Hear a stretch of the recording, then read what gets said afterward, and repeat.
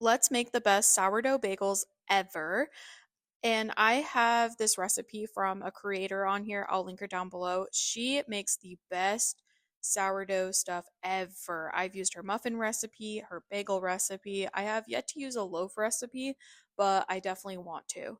So you're going to start off with half a cup of starter that's active and bubbly, and then you want to put a little over a cup of water in there, give or take, and this is warm water.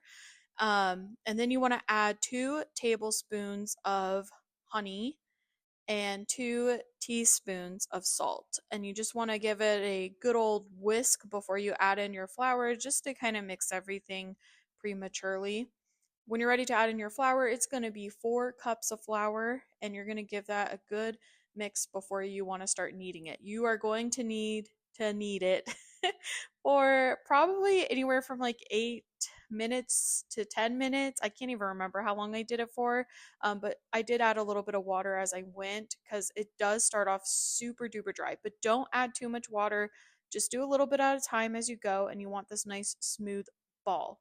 So you're going to leave it out for 12 hours on your counter and let it do its thing. And then the next day or that evening, you will flour your surface, split it into 8 equalish size pieces. And the way I do is I just flatten them completely and then I make a hole in the middle and put my finger in it and swirl it around. That's how I make my bagels. I don't really know how else to explain it. And then you just put it on some parchment paper, let it rest for an hour before you're going to boil them. So the we're going to boil them in water and sugar.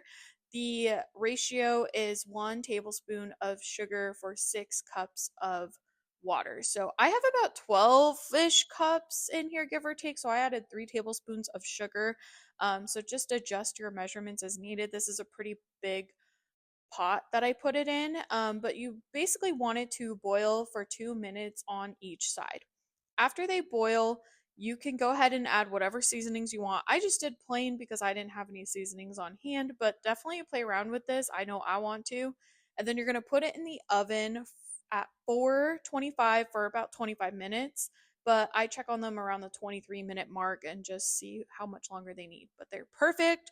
They're golden and brown, and they taste so amazing and delicious. Seriously, best bagels ever.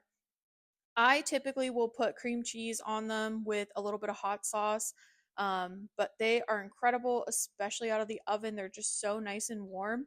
And then you can just retoast them the next few days, and they last about a week. So go ahead and give this a try and let me know if you do down below. It's